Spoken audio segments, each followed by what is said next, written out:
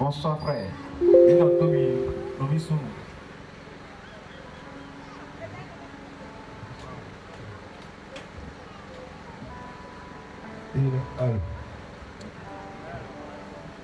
Bonsoir frère. Comment on vous appelle?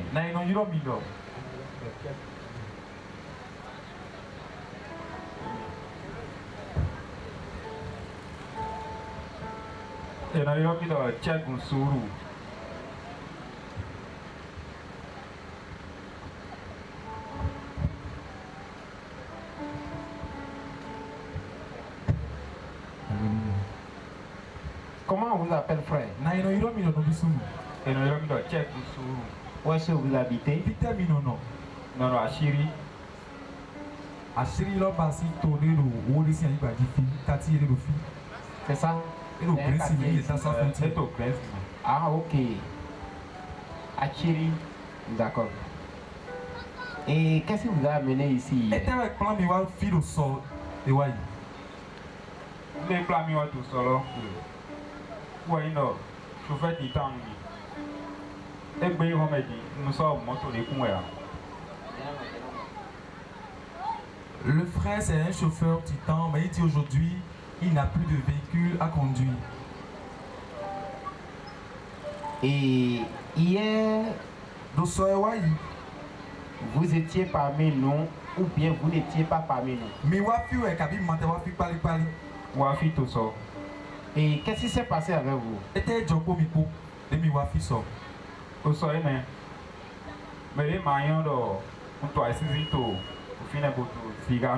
Personne ne savait que j'étais derrière là-bas en fumant de cigarettes. Donc, je fumais avec de l'alcool à côté. Et quelque chose m'a pris. J'étais là-bas, quelque chose m'a saisi. J'ai jeté la cigarette immédiatement et l'alcool. Quelque chose est entré dans ma vie. J'ai commencé par danser de là-bas. Et je suis venu de ce côté. J'ai pas eu de passage. Et j'ai contourné de l'autre côté. Et j'ai pris et j'ai fait mon entrée dans la maison. J'étais parmi le peuple hier. L'esprit me disait, ce qui reste encore dans ta poche, fais sortir et jette. J'ai jeté et j'ai piétiné ça. L'animal que je gardais aussi, j'ai déchiré ça. Depuis hier, j'ai vu avec mes yeux la cigarette. Mais j'ai pas pris par là. Je ne sens plus son odeur, j'ai plus envie de ça. Et là où je suis actuellement, j'avais l'habitude de fumer un paquet de cigarettes par jour. Mais aujourd'hui, j'ai même pas pu l'unité comme ça. Et ça m'a tellement réjoui, je veux rendre grâce, témoigner à Dieu. Merci frère, et rappelez-nous encore votre nom. Sourou Tchegoun. Dans votre paquet de cigarettes là, il y a combien d'unités dedans? Bon, et non, 20 des mains. Des fois, on trouve 20 dedans. Donc par jour, vous devez fumer 20 cigarettes. Et depuis le matin jusqu'à l'heure là, combien vous avez pris? Même l'unité, j'ai même pas senti. Tu peux acclamer l'Éternel pour ça? Il mérite. Il mérite. Alléluia.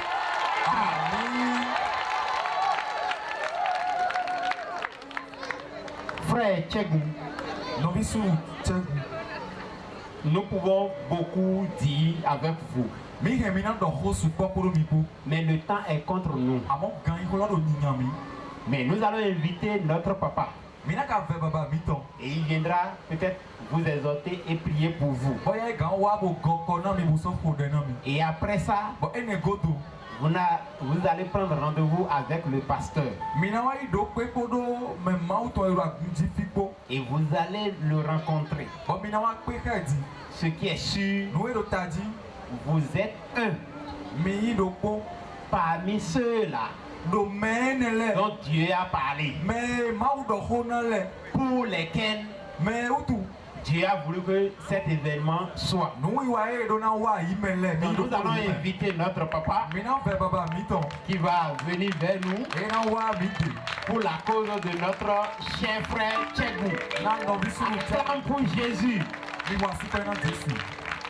Amen. Amen. Ni wa si pe. Acclamez le Seigneur. Tchegou. Frère Tchegou. Jésus m'a dit. Le Seigneur ne t'abandonnera pas. Amen. Amen.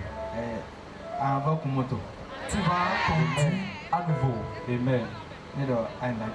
Si tu peux t'abandonner à Jésus, est-ce que tu es prêt pour accepter Jésus? Je vais ici tout Si je dis quelque chose, répétez. Dites Jésus. À partir d'aujourd'hui, je t'abandonne ma vie. Entre moi. Tel que tu viens en moi. Ouvre l'œuvre du salut que tu m'as fait. Que ça règne en moi. À partir d'aujourd'hui, écris mon nom dans le livre. Supprime mon nom du livre de la mort. Par ton sang, bénis ma vie. À partir d'aujourd'hui, jusqu'à l'éternité. Au nom de Jésus. Amen. Amen. Ce soir, vous avez déjà accepté Jésus. C'est un bon boulot que vous avez. Vous allez voir que c'est l'ennemi qui vous empêche de travailler. Mais Dieu vous aime. Au nom de Jésus. Je prie pour vous aujourd'hui. Le sang de Jésus te protège. L'esprit de cigarette ne va plus revenir. Au nom de Jésus. Amen. Amen. À la fin,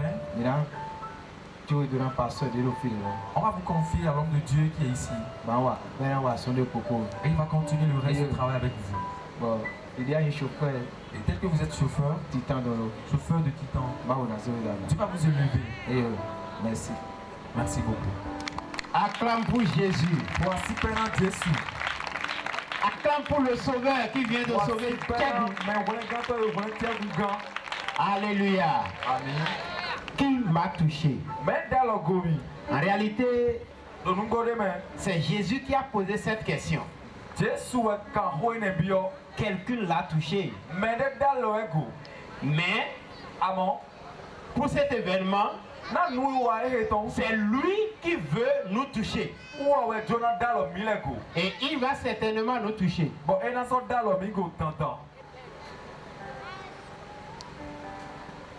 Pour cet événement, c'est lui qui est en train de nous toucher.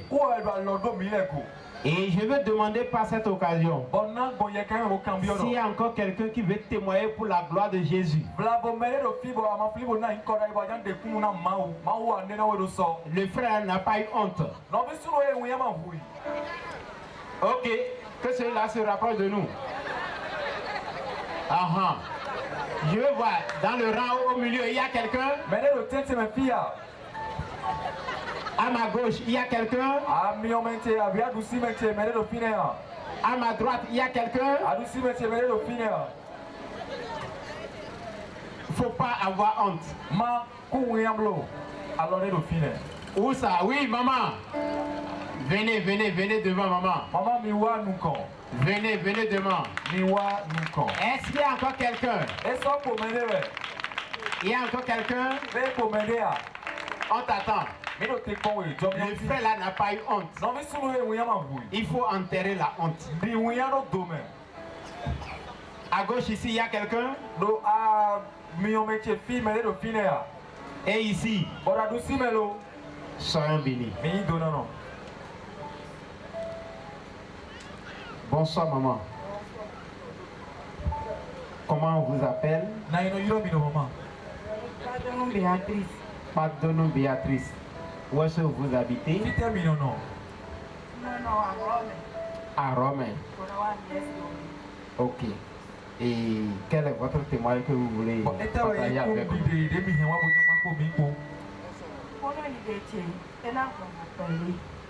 Mon témoignage c'est particulier. Je vous en prie que ça ne soit pas trop long.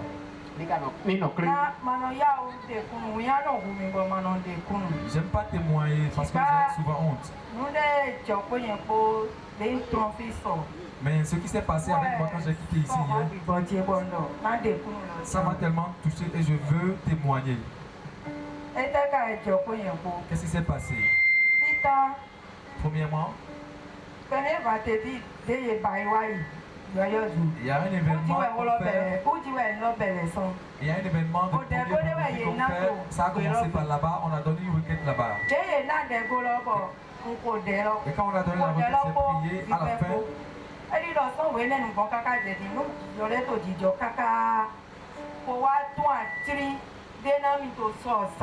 Je crois que depuis ce jour, il y a quelque chose qui se passait et un secret a été dévoilé hier après mon départ. C'est un secret qui datait de depuis 2014.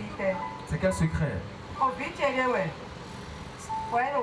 C'est mon enfant qui allait à l'école.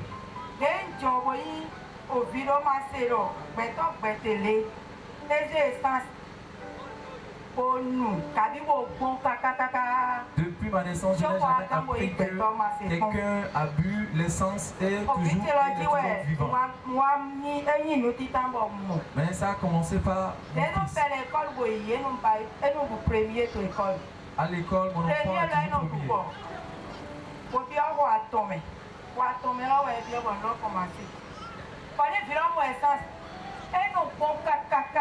Mon enfant, juste...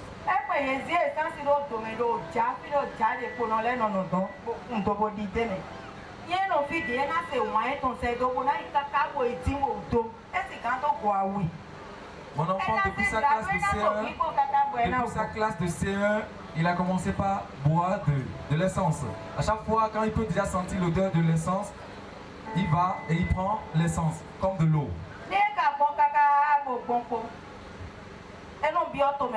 S'il finit de boire, il peut se coucher dans... Maman. Oui, maman. Maman. Maman, ce que Jésus a fait hier, dites-nous cela. Non, dites-nous ce que Jésus a fait hier.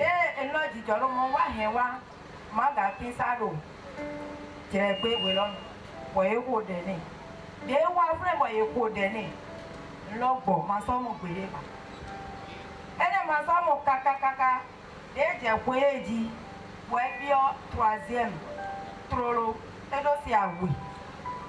Nous sommes dès nous sommes sans le bondi. Vous nous m'avons sorti d'eau, tout est même bas, un petit peu sorti quoi ou tout. Et il y a donc un ministère domibo, des dossiers domibo, au dernier, caca, et ton dit. Et ton dit, caca doit y avoir mes cabos, bail, examen. Des soldats examen, on fait ouais, au dernier. Oui. Des y l'ont beau. Et what did you go trouble? What did you? Et what did you do as Anthony? Quoi pour le homme ici? Et ça, c'est l'on tata bouti, one ou 10 ans, mais les quick, ma sœur, ma ça, c'est why. Et ça, ma soeur, elle est au moins, c'est quoi, et ça, c'est le one. Et t'es Joe. Pas toi, moi, il me rend, mais il a mis sur le sens, c'est le one. La vie d'être, elle a maillé. Bon, moi, je fais. Sans le sing, one, et soudé, pour le one. Bon, elle était un immense. Un combien pour beaucoup de to yoyo bien mon body mi ko de lolu e fo anyway ni le mi ka ba ri premier vendredi bo do avant ye ko de lo gbe kanji pon ko de lo de nko aro mi e wa je jeudi to fon je vendredi mo do amrome bo wa mo viro de ka de lo wo ize photo e ton ana mi bo do ko de na ti nde to na jo ko de ne to de wole ndeto nacho friend to de loku mami o dem yo go kaka je ni mami o de ko ni ja ko de no yo ni ko e to no ko de e wa je di do fon je vendredi lo nwa mo to amlo me no mi mo lo to ya mo e to me se gbeji bo ye to agbandele ko se ro ta ni agbara we ro ta ni bo wa ro na e te jo jijo yo e fiti ato ko ro me se gbeji e do to ji we mi je na gba teta wi e do gba le yi to lo ta ni mi ni do agba agba ni me agba to yi so agba lo e do pari yen ni bo mi ni pe to e do agba lo ta jagodo po elo yi pon yue po ta wandu akwa to wo Jesu yo kakakaka wa wulani e wulani lo ije do kiku na do wo de ma ya wo de kaka je mi na mi wewe ko wa ko de o ne so je so zami de mi wa fi ona do wo de o so e do mi na wa de ye ma we ma e do mi na yi tre we ma lo do se gbe de mi go igbe eyi we ma lo wo tre e do na yi ndi wu wa de ja na yi janwe e pe ma mo ko na do keke na so afo wo e do adansi kaka e je so wa do nu so o fi te do e ma ja no sanu mi ni ibo e do pari wa je nda sanu mi ni e gba pete yi wo me gbe gbogbo so nu we nu do nu so e ton wo yi